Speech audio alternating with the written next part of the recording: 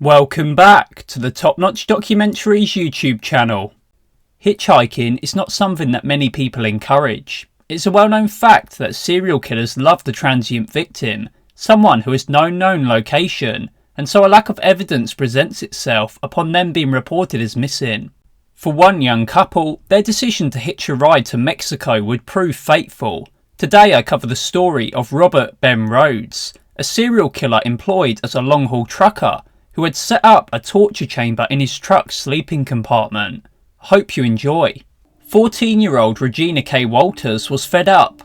Like most 14-year-olds, she was rebellious and had been for some time, ever since her parents divorced one another. Ricky Lee Jones, who was 18, was very similar. He'd grown up in challenging conditions and had a rebellious streak, ever since he was removed from his childhood home by Child Protective Services. Residing in group homes for much of his youth, he'd eventually landed in some trouble with the law and now had a minor criminal history. But despite these setbacks, both Regina and Ricky ended up meeting one another and sparks began to fly. Ricky was apparently unaware that Regina was underage, and even despite this claim, the relationship quickly became serious when Ricky and Regina made a pact to travel down from Houston's suburb of Pasadena to Mexico to live with Ricky's relatives.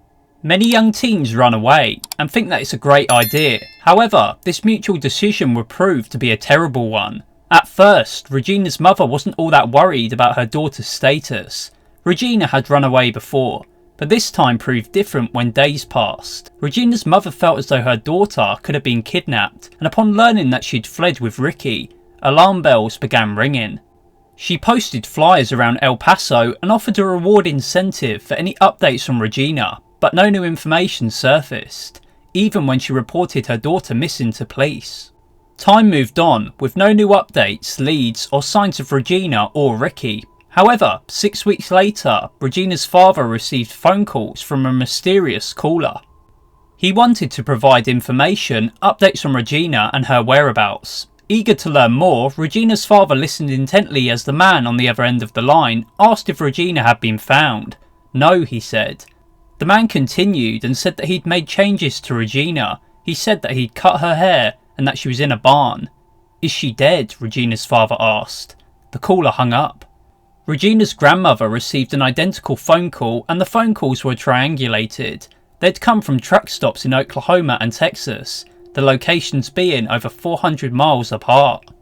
Sensing that these weren't hoaxes, the calls were reported to police, and because it was theorised to be a child kidnapping involving multiple states, the FBI was called in to assist with Regina's case. Whilst the investigators working her case struggled to find any new leads that could shed light on where Regina was, an Arizona state trooper had stumbled upon a truck parked on Interstate 10. The truck had its hazard lights on and was a bit out of place. It was a clear hazard given its location. The trooper approached the truck and hopped up to talk to the driver. Inside, he spotted an unforgettable sight. A naked woman was chained in the sleeper compartment. She made eye contact with the trooper and began screaming. At the same time, a man became visible from the sleeping compartment and raised his hands. The trooper demanded that he exit the truck, and he did so. He was searched for weapons, and his .22 caliber pistol was taken.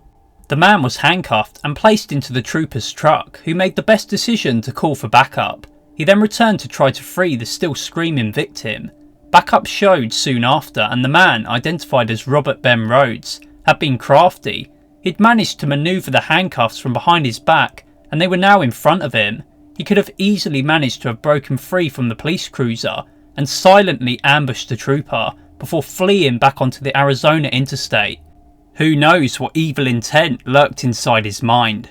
Rhoades was taken into custody and interviewed. Whilst this was going down, the woman inside his truck was freed and asked about how she ended up in that predicament. It turned out that the woman, called Kathleen Vine, had been picked up by Rhoades 2 weeks prior, and she'd awoken to Rhoades having chained her up in the sleeping compartment. Chains connected to the ceiling, and Rhoades took his time to torture the vulnerable woman. He sensed her fear and took full advantage of her. Kathleen had been beaten, whipped, and bruising was all over her body. Rhoades told Kathleen that his name was Whips and Chains. He'd been doing this for 15 years, and this cockiness showed his sadistic side. He was intending on killing Kathleen. but despite the daily whipping and torturing inflicted on her defenceless body, she'd survived.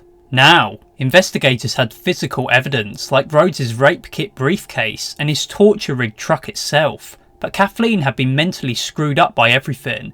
She was saying some crazy things and she was clearly mentally unwell. This came as a problem for the case against Rhodes. It would turn out that Rhodes already had an arrest out of Texas for a similar abduction, although the woman refused to press charges against him and he was let go. He'd managed to control and put fear into her despite officers sitting by her side when she was about to point him out. I'll now get into a bit of Robert Ben Rhoades' backstory. Robert Ben Rhoades was born in Council Bluffs, Iowa, way back in 1945. Rhodes had a normal upbringing and took part in school clubs alongside his peers, but the warning signs of his future criminal activity were there. Rhodes was arrested at the age of 16 for fighting, and he joined the Marine Corps fresh out of high school. The same year he enlisted, his father, who had likely abused Rhodes as a boy, was arrested for lascivious behaviour against a 12-year-old girl. Not being able to take the punishment for the crime, he swiftly ended his life whilst awaiting his trial. There's no telling what this death implicated in regards to Robert Ben Rhoades and his future. As mentioned, it had been said that Rhodes was victimised both physically and sexually by his own father, and some of the things that were done to him were carried out against his future victims. One of these being the whole head shaving ritual against Regina. I assume this was done to degrade and humiliate the young girl. Whether a combination of his early life being destroyed by his father and his father's death, or something evil inside him brewing, Rhodes began carrying out criminal activities. He was booted from the Marines with a dishonourable discharge because he committed a robbery. He ended up getting married and having a young son, and realised that he desperately needed prospective job opportunities to support his small family. Like many other serial killers, he applied for law enforcement. Thankfully, he was denied this chance, and this decision probably saved many other young women falling victim to him. Unfortunately, this denial led to Rhodes being awarded with far more career opportunities, and he ended up eventually becoming a long-haul trucker. By this time, Rhodes had divorced his first wife and remarried. In total, Rhodes had 3 wives over the course of his life, and all 3 relationships ended in divorce. Rhodes was much more open as the years progressed, and his case reminds me of David Parker Ray. They were both sexual sadists, and had constructed their own dark, torturous realities, preying on young women and those who wouldn't be reported missing for long stretches of time. People who, as Robert Ben Rhoades put it, were invisible people. Both Rhodes and Parker Ray became much more confident over time when it came to essentially flaunting their BDSM interest. Those in their circles mostly knew about their activities. However, to the everyday person who passed them in the street, they were simply just a regular Joe, a nice guy who'd be there to help you out. Now residing in an interview room, Rhodes kept professing the claim that everything had been consensual between him and the naked woman who'd been chained inside his truck. Nobody believed Rhodes, and his demeanour about the whole thing just verified to investigators the danger that he posed to women. He laughed and made jokes about picking up so-called lot lizards, the name given to sex workers at truck stops, and everyone could tell that this wasn't his first rodeo when it came to kidnapping and torturing women.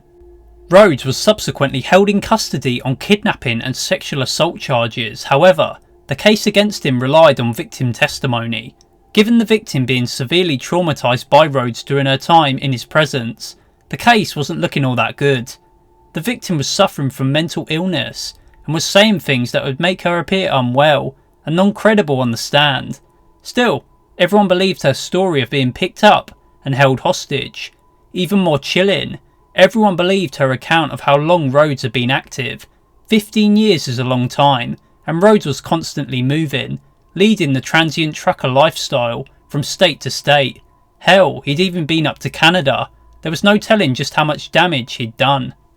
Whilst Rhodes sat in a cell, a search warrant had been obtained for his Houston apartment. Inside, the authorities found all manner of disturbing torture equipment. Alongside this torture and bondage gear, they confiscated and recorded other incriminating evidence like blood-stained white towels and women's clothing. Some of these incriminating evidence included photographs of women, some clothed and others not. Later on, as the evidence was being sorted through, One of the photographs really stood out. It showed a young girl, head shaved and in a barn with a truck stop in the distance. The fear in the girl's eyes radiated from the image. It was chilling. The girl in the photograph would turn out to be Regina K. Walters, and Rhodes had forced her to pose, in some photos nude.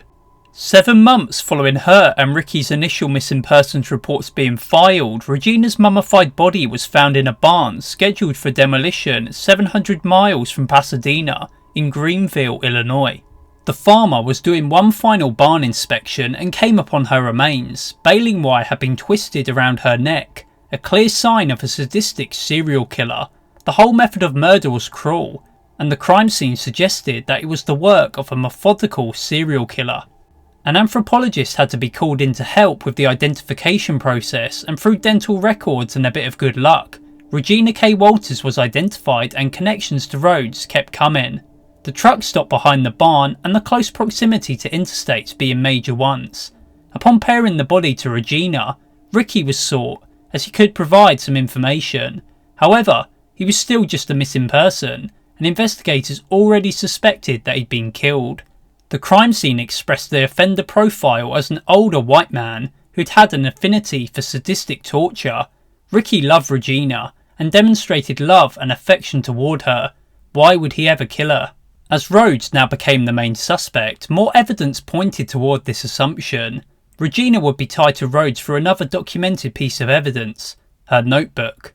Regina's notebook had her family phone numbers, which explained the sadistic calls to her family, and it also included something just as sinister. On combing through the pages, investigators found a short sentence that explained the fate of Regina's boyfriend Ricky. It read, "Ricky is a dead man, with a bloody knife and handgun beside it." The chilling evidence at Rhodes' apartment expressed his dangerous nature, and the evidence helped to tie him to Regina's murder. He would be charged in early 1992 before pleading guilty later that same year. Rhodes was given a life sentence. In the case of Ricky, he was never charged despite the obvious implications. Ricky's remains would be located in the state of Mississippi in 2006. Robert Ben Rhoades again surfaced in 2012 because of him being charged with the murders of a newly married couple back in 1990. Douglas Siskowski and Patricia Candice Walsh went missing around a month before Rhodes picked up Regina and Ricky. Rhodes played the role of a friendly trucker and killed Douglas before holding Patricia for 7 days. We can only speculate what went down in that sleeper compartment because Rhodes didn't give a confession. However, both Douglas and Patricia's bodies surfaced in Texas and Utah respectively following their murders. Rhodes has been looked into for upwards of 50 murders across the country. He didn't kill everyone that he came into contact with though, and one Canadian woman even had consensual sex with him during his time up there. She'd been photographed in his truck. Unfortunately, he didn't go ahead with abducting or torturing her. Another story of a near miss came from a 15-year-old girl from the year 1985. The girl was named Vanessa, and like Regina, she'd run away from home with her older boyfriend. Vanessa was picked up by Rhodes, who had what she described as the cleanest cab I ever saw.